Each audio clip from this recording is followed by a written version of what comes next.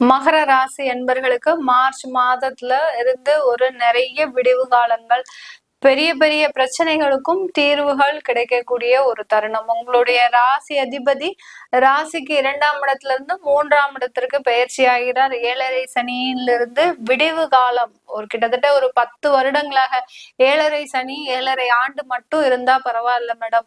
கிட்டத்தட்ட 15 வருஷமா 10 வருஷமா இருக்கு. நாங்களும் எந்த முயற்சிகள் தான் பண்றது, எது எடுத்தாலும் நிறைய ஒரு பிரச்சனைகள் தான் வருது அப்படின்னு சொல்லக்கூடிய இந்த மகர ராசி என்பர்களுக்கு இந்த மார்ச் மாதத்துல இருந்து ஒரு நல்ல ஒரு நிவாரணம், உங்களுடைய வலிக்கு மருந்து கிடைக்கக்கூடிய ஒரு நேரம்.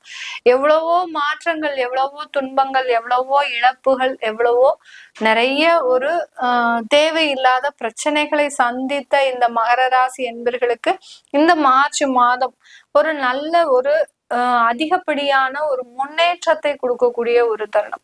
கிட்டத்தட்ட ஒரு 10 வருடங்களாக ஒரே இடத்துலயே வேலை பார்த்து அங்க இருக்கிறவங்களுக்கு ஒரு என்ன சொல்றது, ஒரு தேவையில்லாத ஒரு விமர்சனங்களுக்கு ஆளாகி அந்த இடத்துல ஒரு குறுகி போய் கூனி குறுகி அந்த இடத்துல அவமானப்பட்டு அசிங்கப்பட்டு ஏண்டா இந்த நிலைமைக்கு இருக்கிறோம் அப்படின்னு இருந்த இந்த மகர ராசி என்பர்களுக்கு இந்த மார்ச் மாதம் ஒரு விடிவு காலம். அங்கிருந்து வெளியில வரக்கூடிய ஒரு சூழ்நிலை. மேடம் நல்லா சொல்லிட்டே இருந்தீங்க, பெரிய குண்டை தூக்கி போட்டீங்க, அந்த வேலையை விட்டுட்டேன்னா நான் என்னுடைய குடும்பத்திற்கு நான் தான் உழைத்து சம்பாதித்து காப்பாற்றக்கூடிய ஒரு நிலைமையில இருக்கிறேன், இப்படி நான் வேலையை விட்டுருவேன்னு சொல்லிட்டீங்களே, நான் என்னால முடியவே இல்லை மேடம், எனக்கு இன்னுமே வேலை கிடைக்குமா, எனக்கு வயசாச்சு.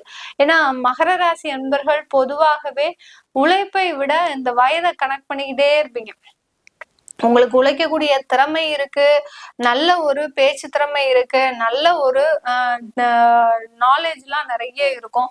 ஆனாலும் அந்த வயதை மாத்திரம் சொல்லிக்கிட்டே இருப்பீங்க, எனக்கு வயசாயிடுச்சு, என்னால இன்னுமே இதுக்கு மேல எதுவும் பண்ண முடியாது, எனக்கு வயசாயிடுச்சு, எனக்கு இன்னுமே யாரு வேலை கொடுக்க போறா, எனக்கு வயசாயிடுச்சு, நான் இன்னுமே எங்க இருந்து தொழில் பண்றது, இப்படி அந்த வயதை காரணம் காட்டிதான் இந்த மகர ராசி என்பர்கள் பயணிப்பார்கள். இது பெரிய அளவுக்கு உங்களுக்கு மாற்றத்தை தரவே தராது. நீங்க ஒண்ணு செய்யணும் அப்படின்னு நினைச்சீங்கன்னா கண்டிப்பாக அந்த இடத்துல இருந்து வெளியில வாங்க, வந்தாதான் உங்களுடைய வாழ்க்கை தரம் முன்னேறும். ஏன்னா நீங்க சிம்பிளா இருந்துருவீங்க. மகர ராசி என்பர்களுக்கு இருக்கக்கூடிய ஒரு பெரிய ஒரு பிளஸ் பாயிண்டே என்ன அப்படின்னா, அவர்கள் எந்த ஒரு எளிமையான வாழ்க்கையும் வாழ்ந்துருவாங்க. ஒரு பெரிய பெரிய வீட்டுல இருந்துட்டு ஒரு 4 பெட்ரூம் ஒரு 3 பெட்ரூம் வீட்டுல இருந்துட்டு நல்ல சுகமான ஒரு வாழ்க்கையை அனுபவிச்சுட்டு இன்னைக்கு கடன்னால ஒரு எளிமையான வீட்டுல இருக்கணும் அப்படின்ற போது மகர ராசி என்பவர்கள் அதை ஈஸியா அடாப்ட் பண்ணிப்பாங்க. ஆனால் உங்களை சார்ந்து இருப்பவர்கள் அப்படி அடாப்ட் பண்ணிப்பாங்களா? மாட்டவே மாட்டாங்க. ஏன்னா மகர ராசி என்பவர்களுக்கும் அவர்களை சார்ந்து இருப்பவர்களுக்கும் ரொம்ப டிஃபரன்ஸ் நிறைய இருக்கும்.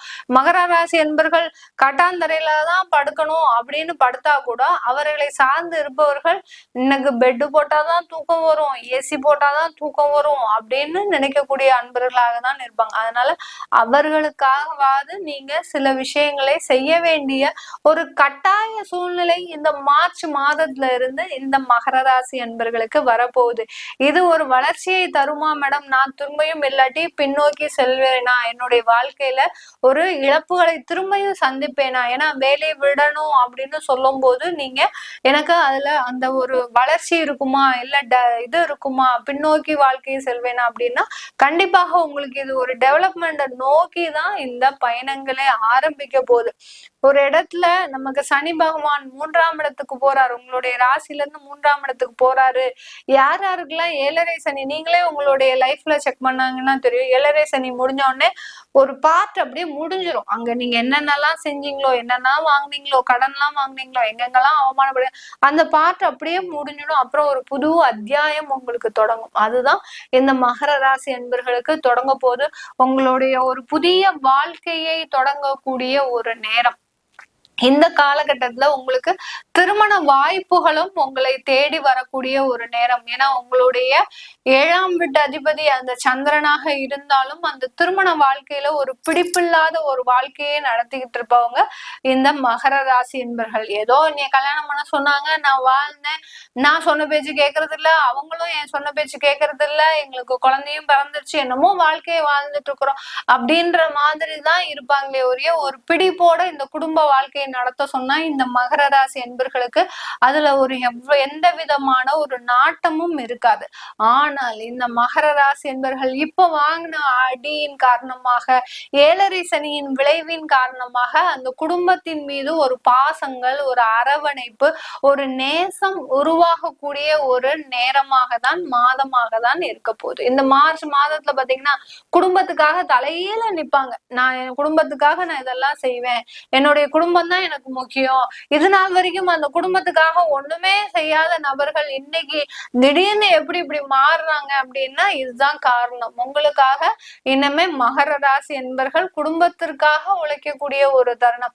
இத முதல்லயே பண்ணியிருந்தா நாங்க இவ்வளவு கஷ்டப்பட்டிருக்க மாட்டோமே அப்படின்னு மகர ராசி அன்பர்கள் இருக்கக்கூடிய அந்த குடும்பத்தார்கள் என்கிட்ட கேட்கலாம்.